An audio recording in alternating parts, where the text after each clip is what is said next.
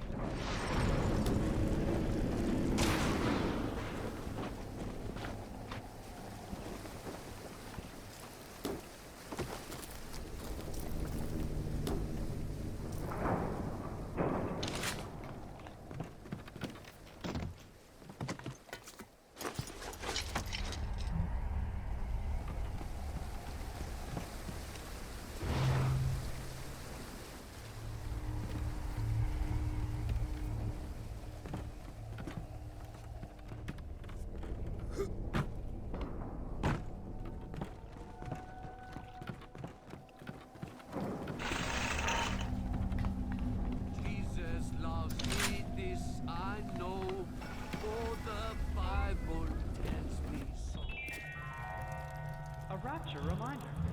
We all have bills to pay. And the temptation to break force you to make a little extra out of this freaking. Are you? Break it. It's not. Stay on the level. I traded. Out.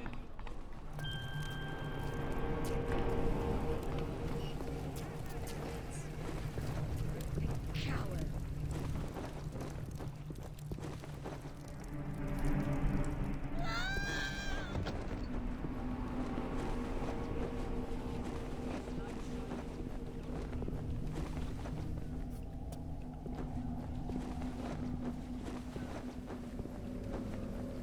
Jesus loves me, this I know, for the Bible tells me so.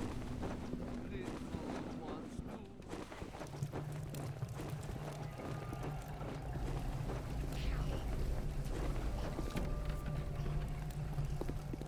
His light shineth even down here in the dark. Are you afraid of me, monster? We thought we could hide from the light down here.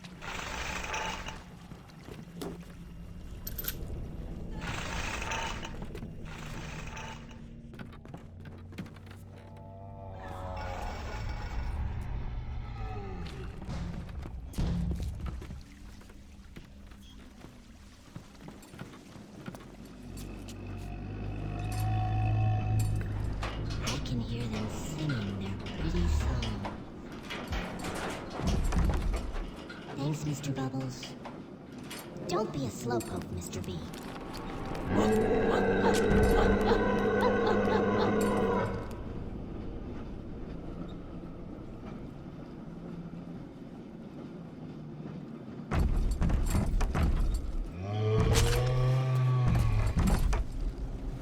think the bad man is gone, Mr. B. Hurry, Mr. B. Angels are waiting for a kiss.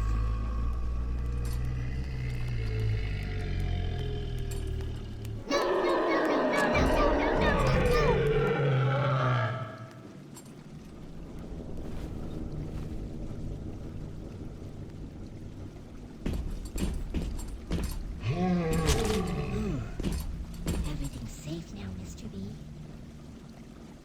Time to go, Mr. B.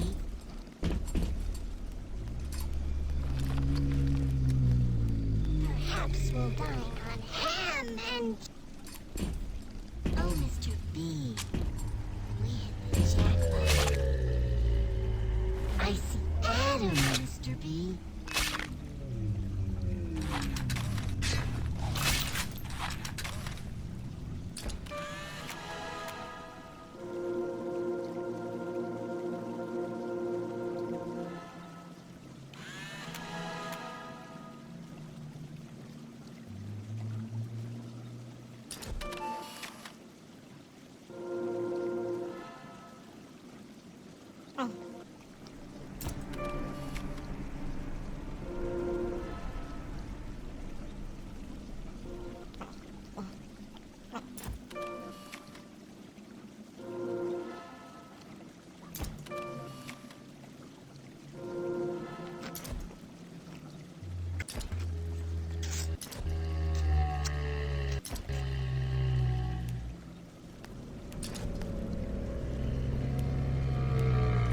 My tummy's full, Mr. B.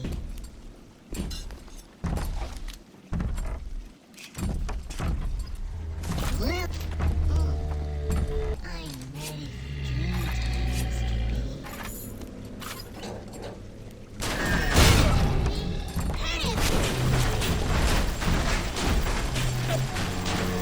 What's wrong with you, Mr. B? No! No! No! No!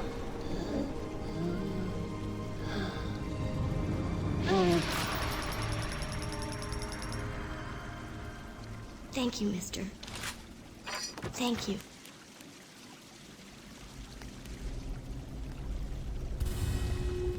Time for a nap, sweet angel.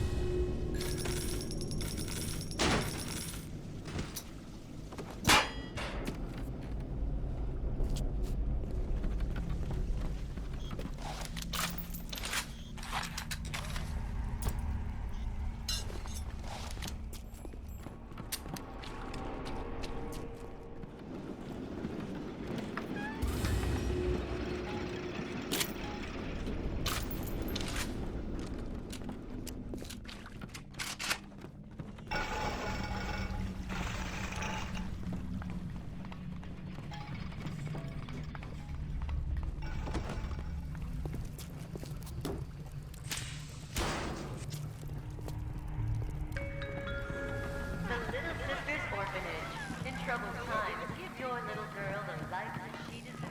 Boarding and education free of charge.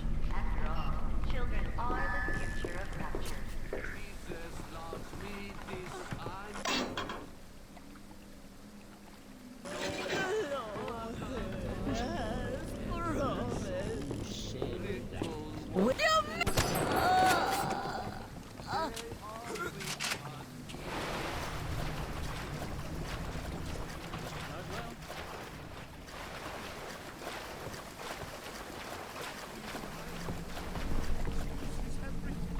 What is that? Ooh, spread him!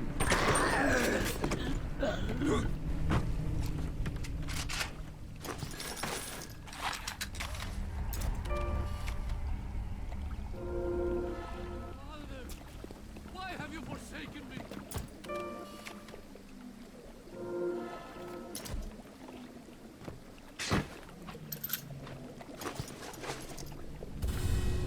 My war is for you, Father. Would you like?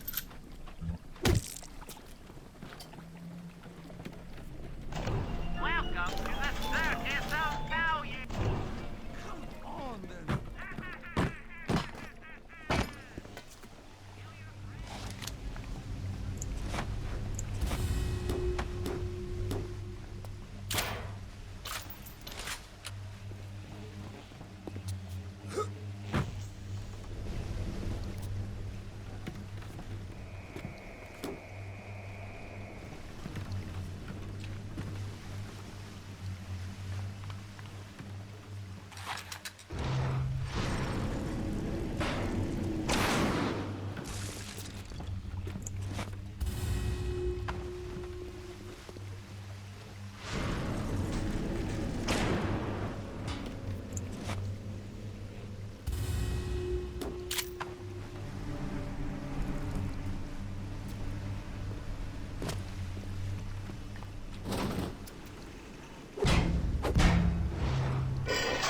The warp rat didn't get himself at. You've got something for me and my crew? Or are you just looking to get criticized? You set here a spell. I needs to set on some coffee. Maybe put on silverware and the like.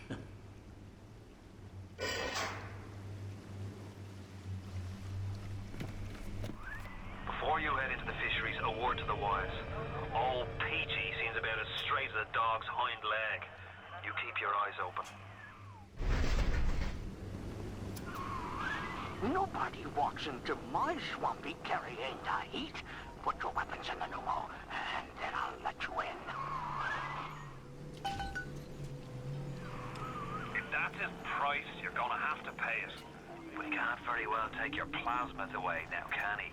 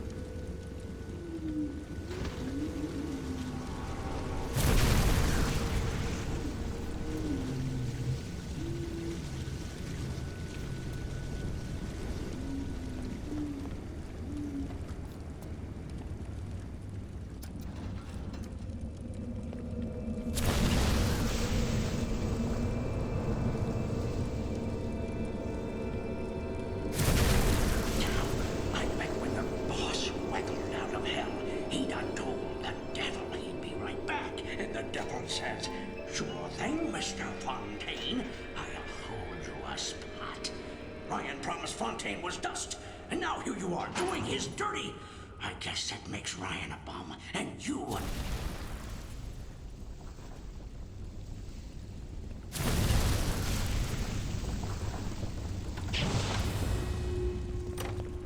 Atlas! He was ours! Ours!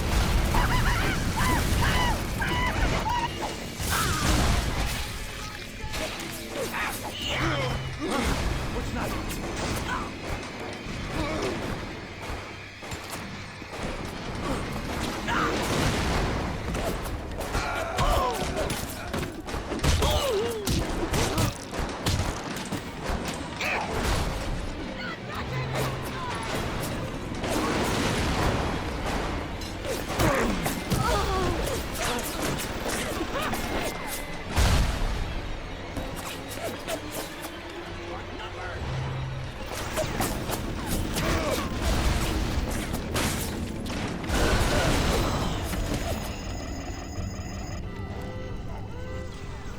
The submarine bay was only used by smugglers and thieves.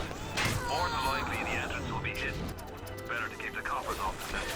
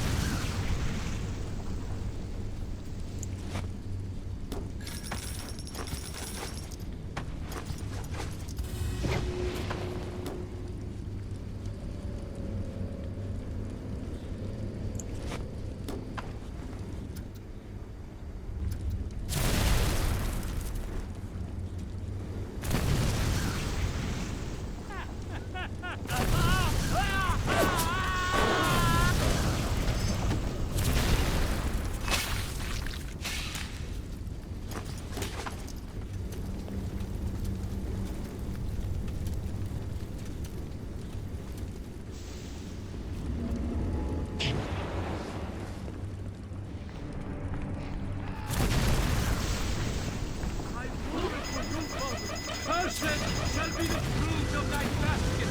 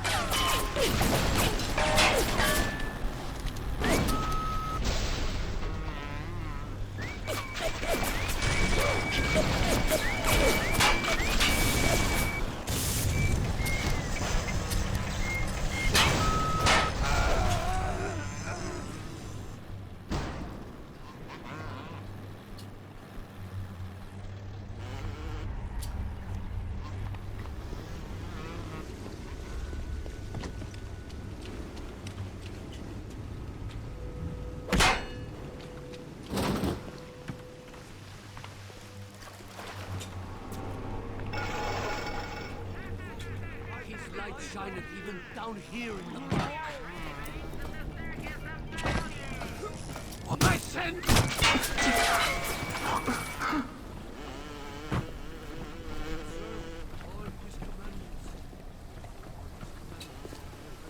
Hey, I could do this by myself.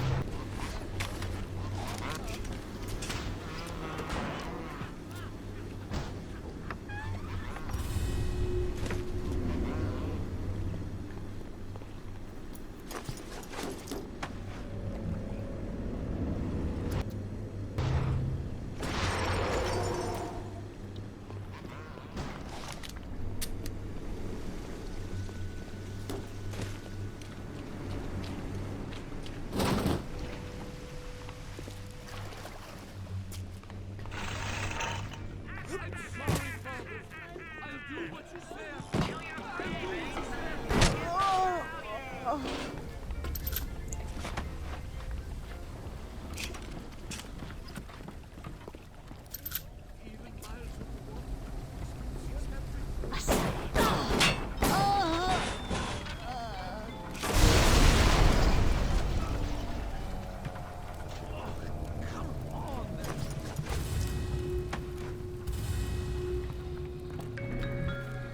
Little Sisters Orphanage. In troubled times, give your little girl the life that she deserves.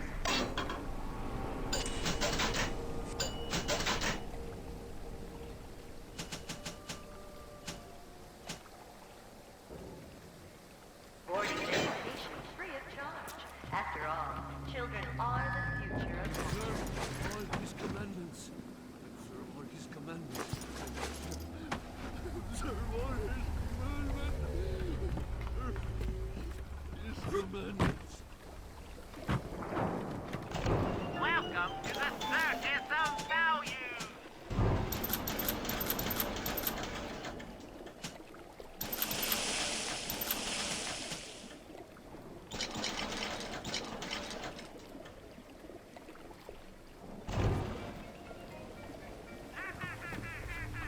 Light shining down here in the park.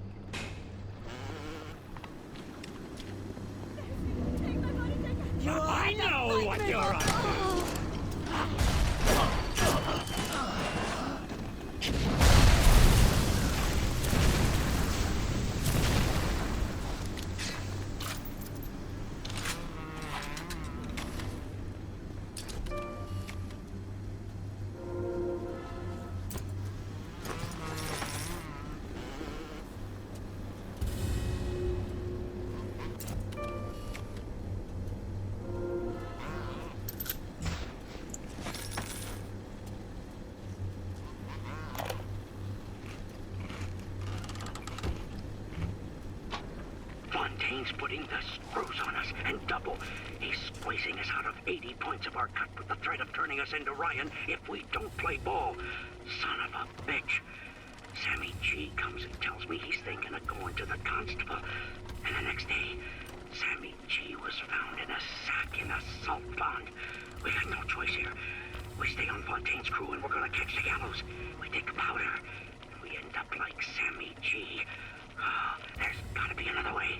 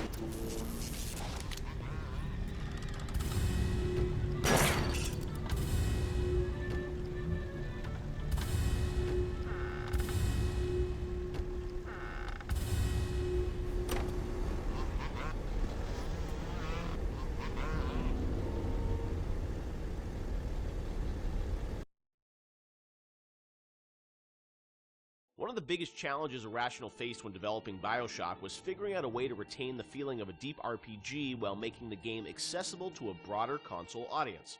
Ultimately, the team succeeded in creating an intricate system of weapon and character upgrades that gave the player choice and customization while keeping the gameplay fast, lean, and engaging.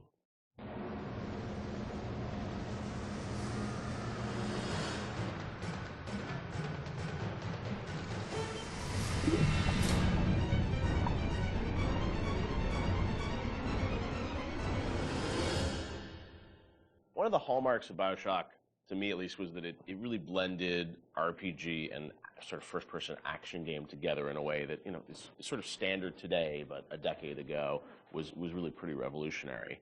And I know for the team, I think at some point it became clear that you wanted this to work on consoles, not on PC, right?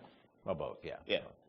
But so the idea of, doing a console game and a PC game, and doing something that sort of felt like a shooter but had much more depth. And I know in some of the early design docs you talked about sort of creating an FPS plus versus an RPG light. What was the difference in your mind between those two?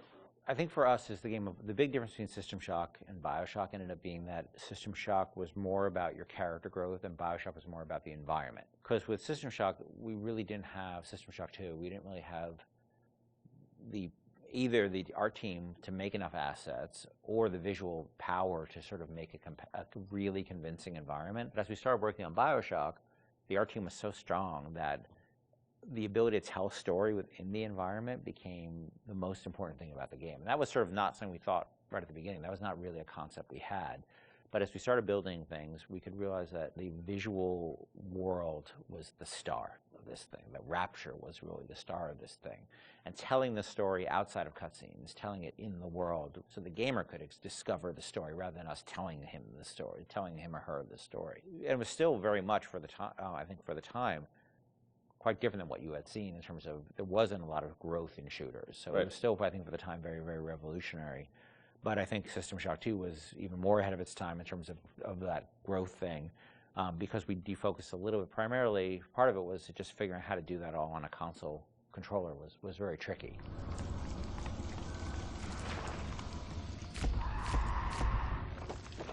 No, I remember even the early demos, people like, you see a plasma, you see like a upgraded weapon, people are like, oh, I've never seen that before in a shooter. And that was, when you were coming out of the sort of, the Quake, Doom, Half-Life, where it's like you have, 8 weapons on the keyboard, and you sort of knew what they were, and they weren't going to change. Yeah. Sean, was that something that, from a sort of creative standpoint, was it always clear that that was something you guys wanted to do, or it evolved over time because you wanted to have more depth in the game? I mean, it certainly evolved over time, and each, upgrade path was slightly, had its own unique challenges. Like certainly upgrading the weapons, you had to design a base weapon that didn't feel like crap. Still felt like something that you wanted to use, but then the ability to add the upgrades to that, and each of the upgrades can come in any order, so you have to be aware that this, parts A, B, and C could come in at any different time to upgrade the weapon. In a first-person shooter, that's your star. That's the thing that you're seeing all the time. When it comes to other things, plasmids, things that are, Tonics. Tonics, yes, sorry. It's been a while. Come on, Sean. I know, it's 10 years. Those things were more offloaded to machines that you would then have to interact with, so you're not carrying the inventory around with you. But each of these decisions on how we're going to upgrade the player, it wasn't like a mouse and keyboard. Okay, we can just use the mouse, and you have all these buttons at your disposal. You could arbitrarily point at a part of the screen really easily, which you could do in System Shock 2. Yeah, so we certainly learned trial by fire when we were trying to adapt these things to the console at the time. Yeah, and like having different ammo types and stuff like that. Like we went through numerous iterations of the interface to make it.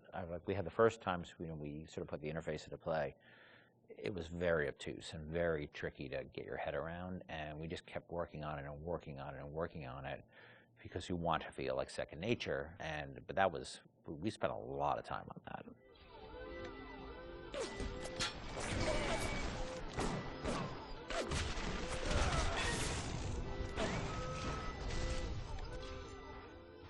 What motivated the idea of having so much choice in the way you could sort of play through this game? What was it to give the player a better sense of authorship over the experience, or what was driving that?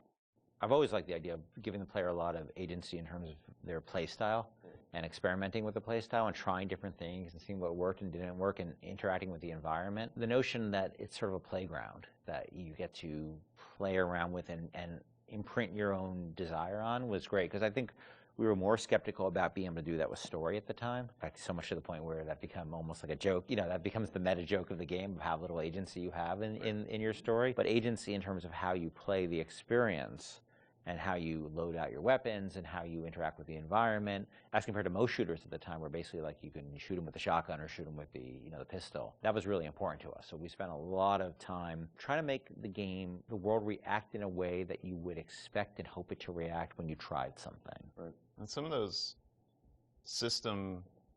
decisions we made about systems fed back into the narrative, like locking Adam behind Big Daddy and the little sister. Like you can't get Adam unless you deal with the Big Daddy, which then becomes a roving boss fight, which then becomes another system that I don't know if we planned that from the start or was one of those happy, serendipity, like, oh, this decision that we made about putting Adam behind the Big Daddy totally works because now we have a different type of boss fight that you hadn't really seen in other games. Actually, it was the other way, because what happened was originally there was no concept of Adam, and Big Daddy just had money and other treasure on them, like every other splicer. Yeah. And they were so tough, nobody would ever fight them, because why on earth would you go after that guy? Right, go off a bunch of small splicers and get the same amount, yeah. So we had to come up with a currency that was exclusive to them, because we knew that was where the fun was, right? But we also knew people were terrified of them, and we didn't want to fight them. Yeah. So video game development and system development is a lot like economics, right? You know, in economics, you try to encourage certain behaviors through tax, usually through tax policy. You know, well, you want business growth, so you lower taxes on certain segments of the business economy, or you want to encourage, you know, people to move into this area, so you make incentives to move in here. We had to make an incentive for players to fight the big daddy, and Adam became that incentive. And then once you had this Adam, then you had a new piece of narrative, which they could then incorporate back into the story. That old tasty Adam fucking drink. Stay away from her, or it is you who will be shot next. Easy now, Doctor. He's just looking for a wee bit of Adam. Just enough to get by. I'll not have him hurt my little ones.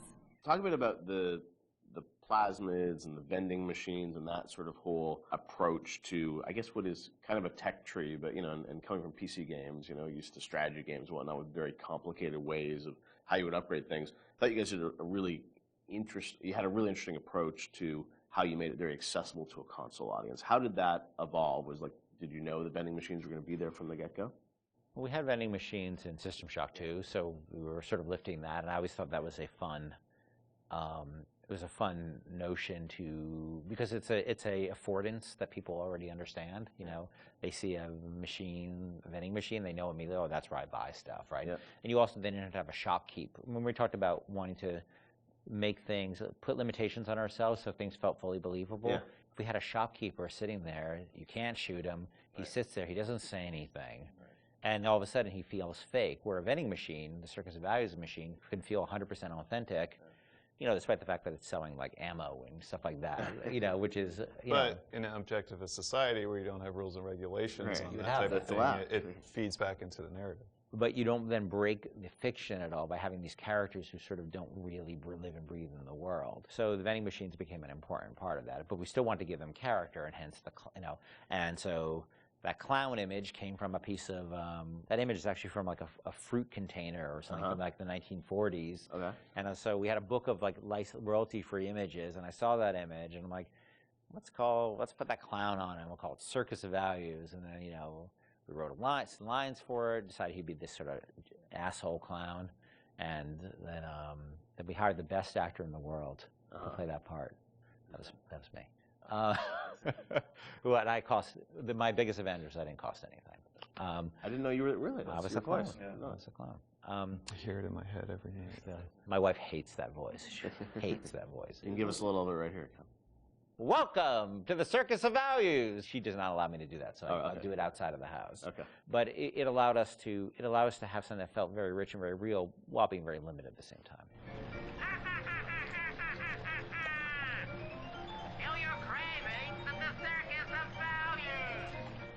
And also, you know, the plasmids and sort of the motif of sort of the videos and how you explain sort of what a plasmid was, that was a really fun way, I thought, to sort of explain that. Sean, how did you guys evolve that? Because it was a very artistic approach. I think those came on pretty late too, because we were developing all these systems, and you make the assumptions because you're dealing with them every day that the player who gets this game is going to understand what these systems are. And we always joke that you can't ship a developer with a game, or you can't expect somebody to have a README file for all of these things. Nobody's understanding what these plasmids are or how to use them. How do we present these to the audience in such a way that they're going to understand what it is fictionally and what it is functionally? Because Rob Waters did a lot of the animations on those, and we sit down and we write out like a little 30-second commercial of what this thing is. And again, because going back to the narrative, this is what would happen in Rapture. People are trying to sell these things, so they would come up with commercials to explain why you need this. Using that as your framework, you can then come up with all of these little gags that people will remember that have a little personality to them. But I think ultimately in the end weren't that expensive to create, because they're cheap. I think one of the most important things about it is we didn't want them to be long, and we didn't have a lot of budget for the art, so we had like a couple of frames of animation in them essentially. And so we had to figure out, how do we message how this thing works in like that. And that's what marketing is, right? It's how do you message how something works. And marketing and tutorializing are very similar things, right? You're trying to get a message across in a very brief period of time in a very snappy fashion. And I think that one of the things that I always felt about games is that tutorials are sort of death. And because they're usually like, you go into a scene and there's like a shooting range or something like that, and you narratively they never really make sense either. And they're so boring. And so we always try to put a big burden on ourselves of how do we train people while not letting them know they're being trained, and brevity is really important to that. So we had a bunch of art constraints on that, which also led to a bunch of writing constraints. And so those things were like, I don't even know if they were 30 seconds. Yeah, they were like really 15 short. seconds. Yeah, like 15 seconds long. We had to explain a whole plasmid in that period of time. And I think that was a good exercise because it also made the game, it forced us to be concise and to really explain what this thing was like that. Throw objects at foes. You can even catch grenades and throw them back.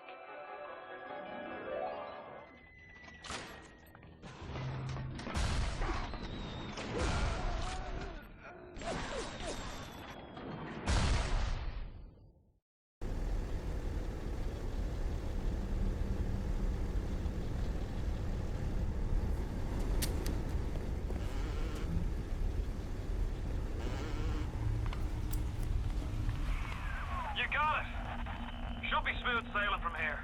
I'll meet you up ahead.